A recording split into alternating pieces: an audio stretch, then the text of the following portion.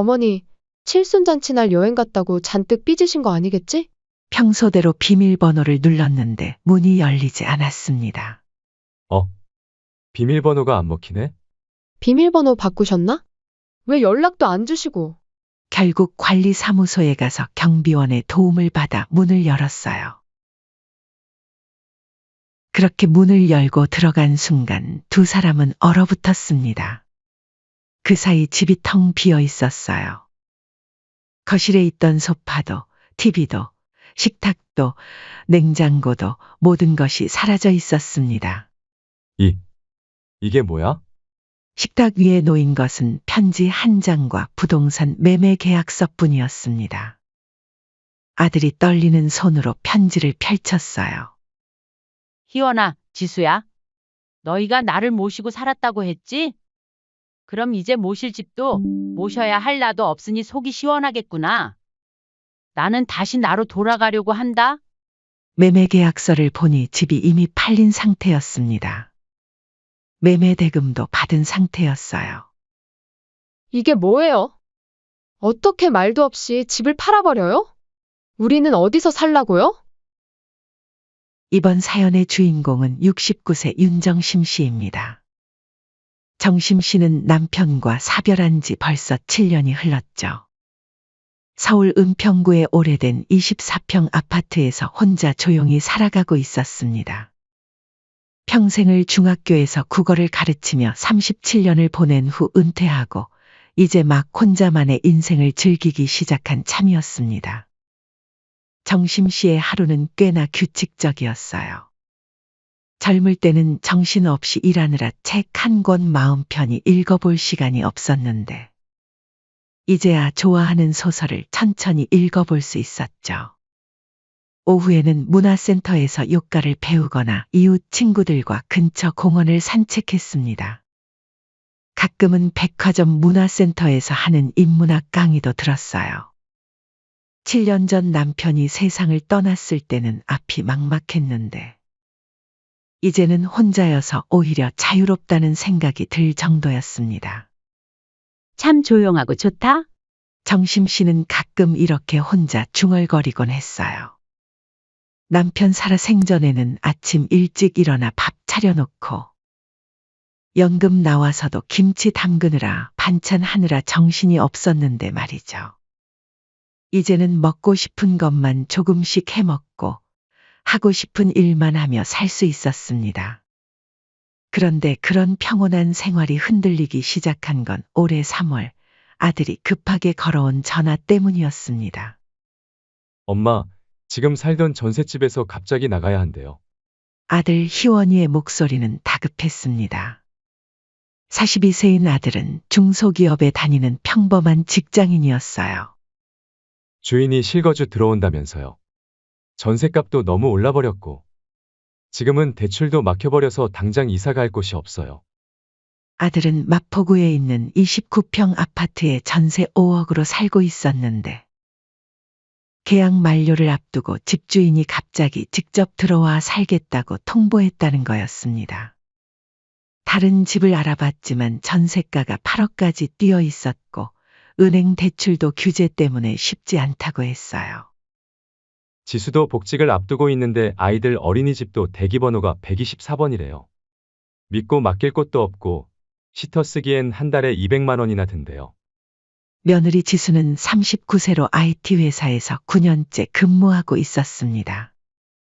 육아휴직을 끝내고 복직을 앞두고 있었는데 첫째 할인이가 7세, 둘째 도윤이가 5세라. 둘 다 어린이집에 보내야 하는 상황이었죠. 엄마, 진짜 딱 석 달만이에요. 저희 둘 다 출근해야 해서 그래요. 금방 집 구할게요. 아들의 목소리에는 간절함이 묻어났습니다. 정심 씨는 마음이 복잡했어요.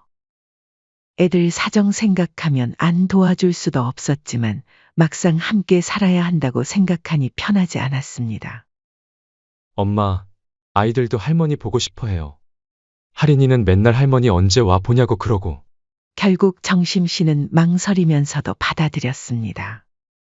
하지만 처음부터 분명히 했어요. 좋아. 근데 정말 석 달 뿐이야. 이 집은 내가 너희 아버지랑 어렵게 산 집이고 내 공간이라는 걸 꼭 기억해. 이 집은 1998년에 남편과 함께 3억에 산 집이었습니다. 그 당시엔 목돈 3억이 정말 큰 돈이었어요.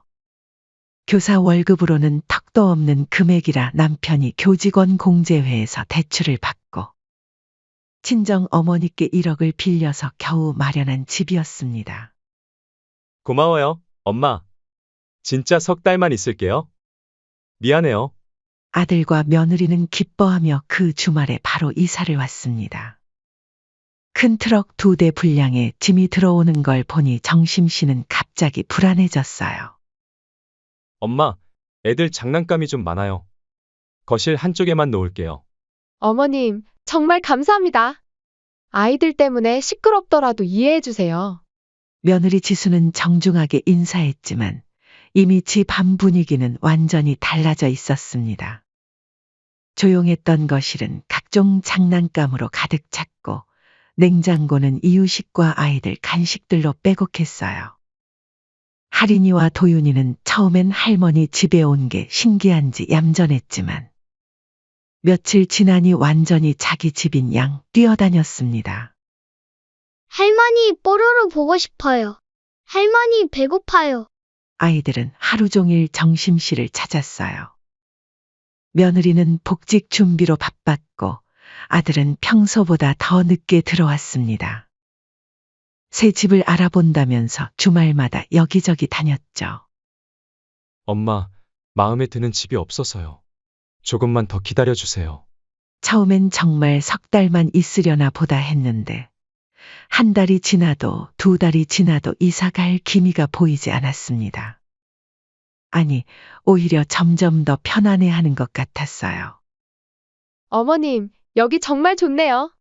아이들도 어린이집 가기 편하고. 며느리의 말투도 점점 바뀌고 있었습니다. 정심 씨는 그 변화를 감지했지만 아직은 참을 만했습니다. 하지만 마음 한켠에선 이미 알고 있었어요. 석 달은 그냥 하는 말이었구나. 그렇게 합가 생활이 시작되었습니다. 37년간 학생들을 가르치며 성실히 살아온 정심 씨에게 이제 또 다른 시험이 기다리고 있다는 것을 그때는 몰랐죠. 처음 한 달은 큰 문제 없이 흘렀습니다. 정심 씨도 손주들이 집에 있어 활기찬 게 나쁘지 않다고 생각했습니다. 할인이는 할머니 손을 꼭 잡고 동화책을 읽어달라고 했고 도윤이는 얌전히 블록놀이를 했어요. 저녁이면 온 가족이 함께 식사하며 하루 있었던 일들을 나누었습니다. 하지만 2번째 달부터 미묘한 변화가 시작됐어요. 어머님, 오늘 야근해야 돼요. 애들 좀 부탁드려요. 며느리의 퇴근 후 약속이 점점 많아졌습니다. 처음에는 가끔이었는데 이제는 일주일에 서너 번은 늦었어요. 그럴 때마다 정심 씨가 아이들 저녁을 준비하고 먹이고 목욕시키고 재웠습니다. 3번째 달이 되자 상황은 더욱 명확해졌습니다. 어머님, 주말에도 좀 봐주실 수 있죠? 저희도 숨 좀 돌리게요. 이젠 주말도 없었습니다. 며느리는 토요일에 친구들과 쇼핑한다고 나가고 아들은 동기들과 골프 간다며 따라 나갔어요. 정심 씨 혼자 할인이와 도윤이를 돌봤습니다. 집안일이랑 손주 돌보는 건 너무 나 몰라라 하는 거 아니니? 이해 좀 해줘요. 지수도 스트레스 많이 받는 것 같아서 좀 나가서 놀고 싶을 거예요. 아들의 말이었습니다. 정심 씨는 되물었어요. 그럼 나는 스트레스 없다는 거니? 엄마는 그래도 은퇴하셨잖아요. 시간이 좀 더 자유로우시고. 그리고 너네 처음 약속할 때 3개월만 있겠다고 하지 않았니? 대체 집은 언제 구해서 언제 나갈 거니? 그게 저희도 생각해봤는데 집 구하는 게 쉽지도 않고. 솔직히 엄마도 저희랑 함께 사는 게 더 좋지 않아요? 너네들이야 집안일이며 다 나한테 맡기고 편하게 시간 보내니까 좋겠지? 나는 아니다. 정심 씨는 기가 막혔습니다. 매일 새벽 6시에 일어나서 할인이 도시락 싸고 아이들 유치원 보내고 집 정리하고 빨래하고 저녁 준비하고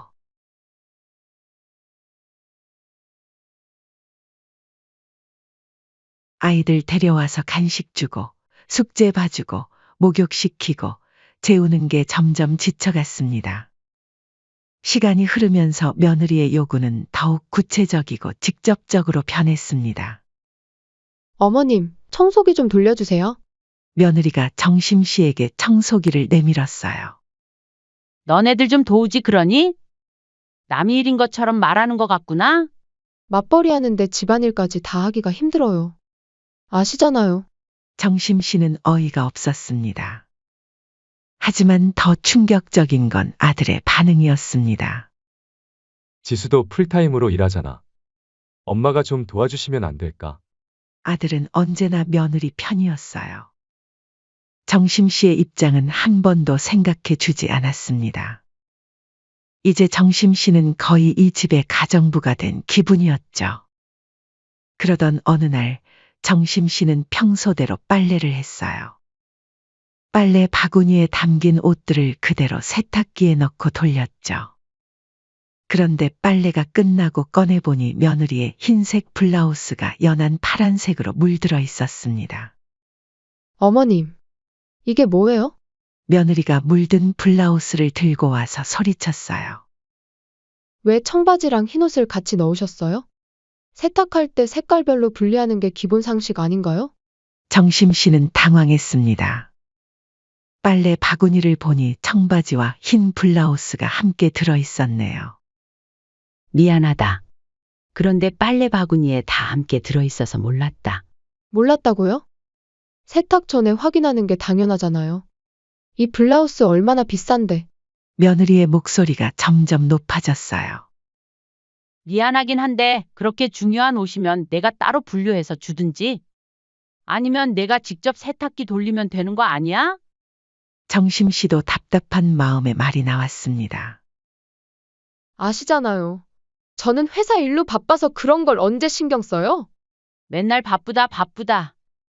너희를 내가 대신해 주는 건 생각도 안 하고 그럼 앞으로 내 빨래는 내가 알아서 할 테니 너 빨래는 너가 알아서 하거라. 그날 정심 씨는 물든 블라우스를 보며 한참을 생각했어요. 자기가 언제부터 이런 대접을 받게 됐나 싶었습니다. 그날 이후로도 며느리는 집안일은 나 몰라라 하고 아들과 함께 퇴근하면 소파에 누워서 TV만 봤어요. 어머님, 저희가 와서 어머님도 외롭지 않으시죠? 혼자 계실 때보다 훨씬 활기차게 지내시는 것 같은데요. 마치 정심 씨가 외로워서 자신들이 와준 것처럼 말했습니다. 손주들이랑 함께 있으니까 어머님도 즐거우시잖아요. 할인이 도윤이도 할머니랑 있는 게 제일 좋다고 그러고. 며느리는 자신들이 정심 씨에게 도움을 주고 있다고 생각하고 있었죠. 가장 기가 막혔던 건 석 달 약속이 훌쩍 지났는데도 이사 갈 기미가 전혀 보이지 않는다는 거였습니다. 엄마, 집값이 너무 올라가지고. 조금만 더 있을게요. 어머님, 여기 살면서 애들도 안정됐는데 굳이 옮길 필요 있을까요? 어차피 우리 가족끼리인데. 처음엔 석 달만이라고 애원하더니 이제는 아예 눌러앉을 생각을 하고 있었어요. 정심 씨는 하루하루가 힘들었습니다. 온갖 일을 다 하면서도 며느리 눈치만 보고 있었으니까요. 어느 날 밤 정심 씨가 늦게 화장실에 가려고 하는데 며느리와 아들이 작은 목소리로 이야기하는 게 들렸어요. 여보, 요즘 어머니가 이것저것 집안일 시키는 것 때문에 숨이 턱턱 막혀. 솔직히 누가 요즘 시어머니 모시고 살아? 감사하게 생각하시진 못할 망정 시집살이 시키시고. 그래도 애 봐주시잖아. 시터비만 한 달에 200 넘게 나오는데. 그건 그런데. 그래도 내가 참을 한계가 있지. 눈치 보이고 불편해 죽겠어. 정심 씨는 충격을 받았습니다. 자기가 이 집의 모든 일을 하면서도 며느리는 오히려 불편하다고 생각하고 있었던 거예요. 어머님 앞에서는 조심해. 지금이 좋잖아. 집세도 안 나가고 애도 봐주시고. 아들의 말에 정심 씨는 더욱 분노했습니다.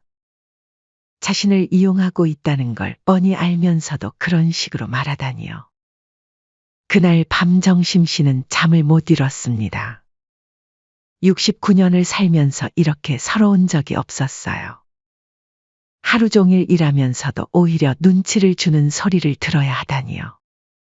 석 달 약속은 이미 2배가 넘게 지났는데 이들은 나갈 생각이 전혀 없어 보였습니다. 아니, 오히려 여기가 자기들 차지인 양 굴고 있었어요. 정심 씨는 곧 있으면 나가겠다는 아들 부부의 말을 믿고 날마다 참고 또 참았습니다. 하지만 마음속 깊은 곳에서는 어떤 감정이 부글부글 끓어오르고 있었습니다. 이 상황이 언제까지 계속될까요? 정심 씨는 알지 못했습니다. 더 큰 충격이 자신을 기다리고 있다는 걸 말이에요. 시간이 흘러 정심 씨의 칠순 생일이 다가왔습니다. 평소 큰 행사를 좋아하지 않았던 정심 씨였지만 이번만큼은 달랐습니다. 처음엔 아들이나 며느리가 준비해주면 좋을 텐데 싶었어요. 하지만 며칠을 기다려봐도 아무도 언급하지 않았습니다. 너무 많은 걸 바라지 말자. 정심 씨는 스스로 마음을 다잡았어요. 그리고 한 달 전부터 직접 근처 한정식 집을 알아보고 예약해 두었습니다. 너무 요란하지도 않고 그렇다고 너무 소박하지도 않은 곳으로 말이죠. 내 칠순인데 그냥 조용히 가족끼리 저녁 먹자. 아들과 며느리에게 미리 이야기해 두었습니다. 며느리도 어머님 칠순이면 당연히 챙겨야죠. 라며 흔쾌히 대답했었어요. 정심 씨는 그날을 기다리며 마음이 설렜습니다. 6개월째 이어지는 힘든 합가 생활 속에서도 칠순만큼은 자식들이 자신을 위해 시간을 내주리라 믿었거든요. 그런데 칠순을 바로 며칠 앞둔 화요일 저녁이었습니다. 어머님, 저희 이번에 필리핀 세부 여행 예약했어요. 며느리가 해맑게 말했어요. 마치 좋은 소식을 전하는 것처럼 밝은 표정이었습니다. 5박 6일인데 가족 여행이에요. 애들도 처음 가는 해외여행이라 너무 좋아해요. 정심 씨는 귀를 의심했습니다. 지수야, 그런데 내 칠순이 이번 주말인데. 며느리의 얼굴이 잠깐 굳었어요. 그제야 생각난 듯한 표정이었습니다. 아, 맞다. 깜빡했네요. 그런데 어머님, 이미 예약도 했고 위약금도 너무 많이 나와요. 저희 휴가도 이미 냈는데 취소하기가 좀. 며느리의 목소리에 미안함보다는 오히려 난처함이 묻어났습니다. 정심 씨는 귀를 의심했습니다. 솔직히 조금 서운하구나. 자식들한테 축하도 한 번 못 받고 지나가려니. 그때 며느리가 말했습니다. 어머님, 저희가 지금껏 시어머니 모시고 살았잖아요. 그 정도면 충분하지 않나요? 더 이상 뭘 바라세요? 정심 씨는 그 순간 머리가 하얘졌습니다. 모시고 살았다고. 자기가 하루 종일 집안일하고 손주들 돌보고 밥 해주고 빨래하고 청소하는 동안 과연 누가 누구를 모시고 산 걸까요? 엄마, 지수 말도 맞아. 우리도 그동안 일하느라 제대로 된 여행 한 번 못 가봤잖아. 아들까지 며느리 편을 들었습니다. 자기 어머니 칠순보다 세부 여행이 더 중요하다는 듯이. 정심 씨는 더 이상 말할 수 없었어요. 가슴이 막히고 목구멍이 타들어가는 것 같았습니다. 어머님이 화나신 것 같네. 그래도 어머님도 이해해주세요. 젊은 사람들도 스트레스 풀 곳이 있어야 하잖아요.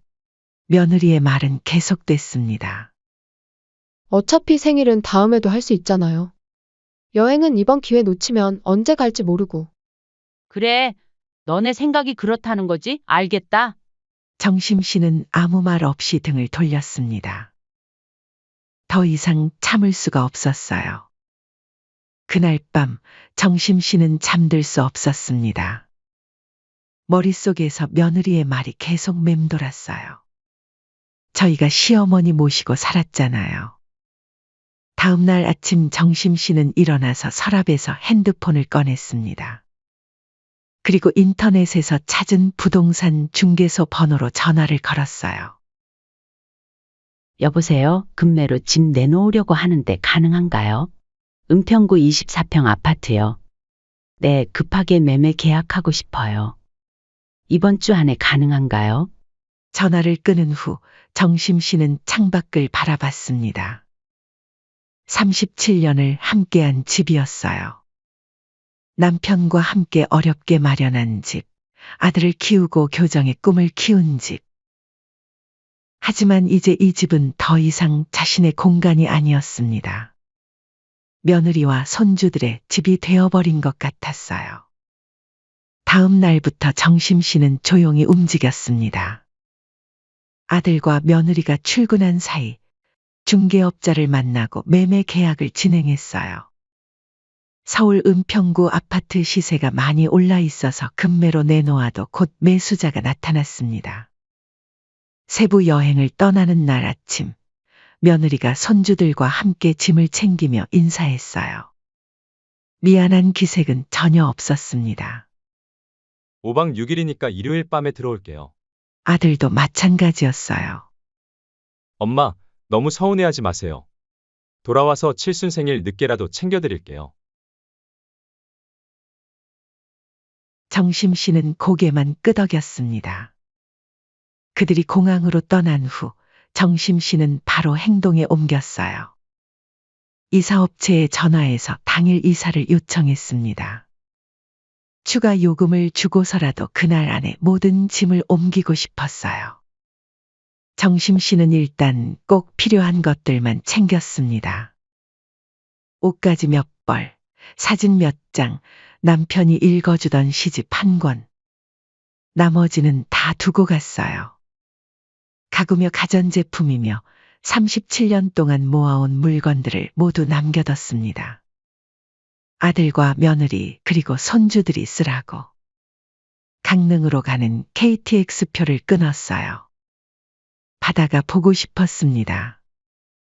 새로 시작할 곳으로 강릉만큼 좋은 곳이 없을 것 같았어요. 집을 나서기 전 정심 씨는 식탁 위에 편지 한 장을 놓았습니다. 그리고 부동산 매매 계약서도 함께. 편지에는 이렇게 적었어요. 희원아, 지수야. 너희가 나를 모시고 살았다고 했지? 그럼 이제 모실 집도 모셔야 할 나도 없으니 속이 시원하겠구나. 나는 다시 나로 돌아가려고 한다. 윤정심. 정심 씨는 마지막으로 집을 한 바퀴 둘러봤습니다. 37년의 기억이 스며 있는 곳이었지만 더 이상 머물 이유가 없었어요. 할인이와 도윤이. 정심 씨는 미안한 마음이 들었지만 어쩔 수 없었습니다.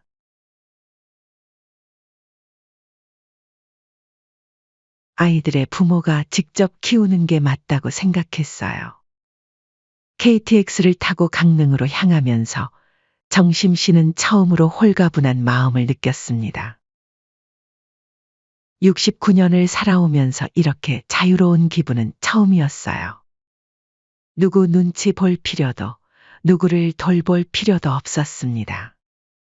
강릉 바다가 보이기 시작했을 때 정심 씨는 조용히 눈물을 흘렸습니다. 서러워서가 아니라 드디어 해방됐다는 안도감 때문이었어요. 이제 진짜 내 인생을 살아보자. 정심 씨는 혼자 중얼거렸습니다. 그동안 참고 참았던 시간들이 떠올랐어요. 하지만 이제는 달랐습니다. 더 이상 누구를 위해 희생할 필요가 없었어요. 강릉에 도착해서 작은 원룸을 구했습니다. 바다가 보이는 곳으로.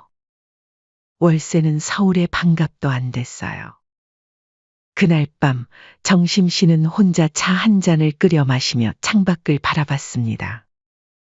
파도 소리가 마음을 차분하게 해주었어요. 휴대폰이 몇 번 울렸지만 받지 않았습니다. 아마 세부에서 돌아온 아들과 며느리가 집이 비어있는 걸 발견했나 보다 싶었어요. 하지만 정심 씨는 더 이상 그들의 일에 신경 쓰고 싶지 않았습니다. 앞으로는 오로지 윤정심으로만 살고 싶었거든요. 누구의 엄마도 누구의 시어머니도 아닌 그냥 윤정심으로. 필리핀 세부에서 5박 6일 여행을 마치고 돌아온 아들과 며느리는 기분이 좋았습니다. 아이들도 처음 가본 해외여행에 신이 났고 부부도 오랜만에 휴식을 취했어요. 공항에서 집으로 가는 택시 안에서도 여행 사진을 보며 웃고 있었습니다. 어머님 오랜만에 뵈면 더 좋아하시겠네. 며느리가 말했어요. 엄마도 우리 여행 사진 보면 좋아하실 거야. 아들도 맞장구 쳤습니다. 집 앞에 도착해서 짐을 끌고 현관문으로 향했어요. 평소대로 비밀번호를 눌렀는데 문이 열리지 않았습니다. 비밀번호가 안 먹히네? 아들이 다시 눌러봤지만 역시 열리지 않았어요. 비밀번호 바꾸셨나? 왜 연락도 안 주시고? 며느리가 짜증스럽게 말했습니다. 결국 관리사무소에 가서 경비원의 도움을 받아 문을 열었어요.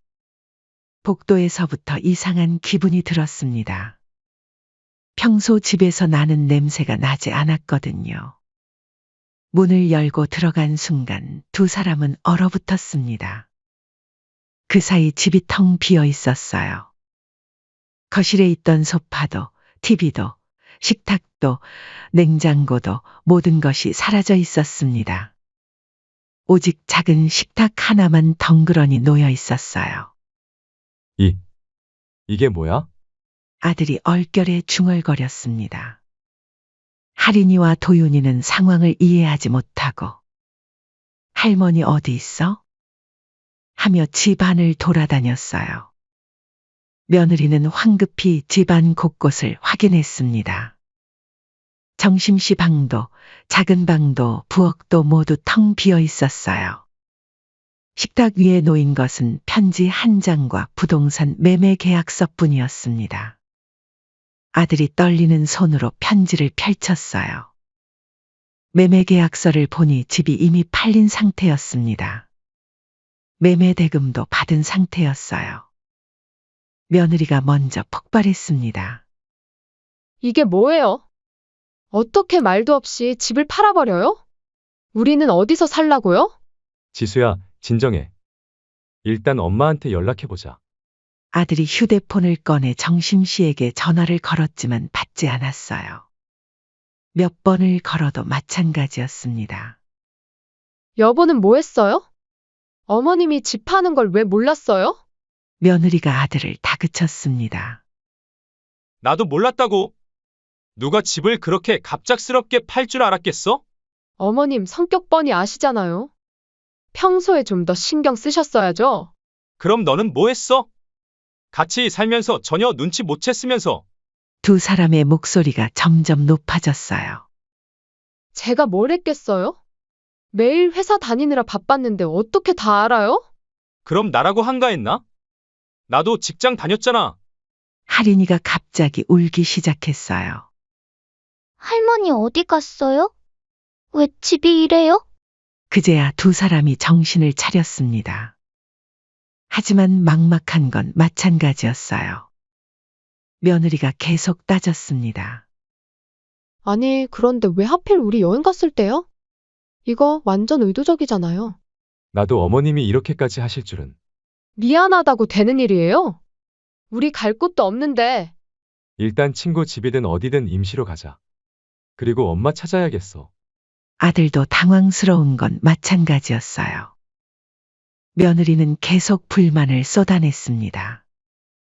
아니, 어머님 진짜 너무하시는 거 아니에요? 아무리 그래도 이렇게 갑자기 나가라고 하세요? 그건, 지수야, 조금 생각해봐. 내가 칠순 때 여행 간다고 했을 때 어머님 표정 봤어? 그런다고 이렇게까지 해요? 이건 너무 심하잖아요. 두 사람은 밤새 정심씨를 찾으려고 노력했어요. 친척들에게 연락하고 정심씨 친구들에게도 물어봤지만 아무도 모른다고 했습니다. 며칠 후 아들이 정심씨의 고향 친구를 통해 강릉에 있다는 소식을 들었어요. 아들과 며느리는 급하게 강릉으로 향했습니다. 아이들은 며느리 친정에 맡기고 둘만 갔어요. 정심씨를 찾아 헤매던 중 바닷가 근처 작은 카페에서 정심씨를 발견했습니다. 창가 자리에 앉아 책을 읽고 있는 모습이었어요. 두 사람은 조심스럽게 다가갔습니다. 엄마, 정심씨는 고개를 들어 그들을 바라봤습니다. 놀라지도 않았어요. 마치 올 줄 알았다는 듯한 표정이었습니다. 며느리가 그 자리에서 바로 무릎을 꿇었어요. 어머님, 저희가 잘못했지만 그래도 가족인데 이렇게 완전히 등을 돌리시면 정심씨의 표정이 잠깐 굳어졌습니다. 극단적이라고? 그럼 너희가 한 짓은 뭐니? 목소리에 쌓인 감정이 묻어났어요. 6개월 넘게 나를 하인 부리듯 하면서도 모시고 살았다고 했던 건 극단적이지 않았나? 내 칠순을 완전히 무시하고 여행 간 거는? 아들이 머리를 조아리며 말했어요. 엄마, 정말 죄송해요. 저희가 너무했어요. 아들도 눈물을 글썽이며 말했습니다. 정심씨는 잠시 조용히 그들을 바라봤습니다. 그리고 담담하게 말했어요. 너희들 미안하다는 말은 내가 진심이라 생각해 볼게. 하지만 지금 내가 가진 이 시간 다시는 누구에게도 뺏기고 싶지 않아. 며느리가 더 간절히 말했어요. 어머님 다시 같이 살아요. 제가 정말 달라질게요. 어머님께 잘할게요. 지수야, 너도 참 힘들었겠다. 나도 안다. 시어머니랑 사는 게 쉽지 않다는 거. 하지만 너희가 모르는 게 있어. 나도 내 인생이 있다는 걸 말이야. 정심씨는 잠시 멈추었다가 계속했어요. 앞으로는 우리 적당히 거리를 두며 살자. 아들과 며느리는 더 이상 아무 말도 할 수 없었어요. 정심씨의 단호한 눈빛에서 결심을 읽을 수 있었거든요. 두 사람은 무거운 마음으로 강릉을 떠났습니다. 그날 밤 정심씨는 혼자 따뜻한 차 한 잔을 끓여 마셨어요. 창밖으로 보이는 바다를 바라보며 마음 깊이 숨을 들이마셨습니다. 창밖으로 강릉의 파도 소리가 고요히 밀려왔습니다. 정심씨는 처음으로 진짜 자유를 맛보고 있었어요.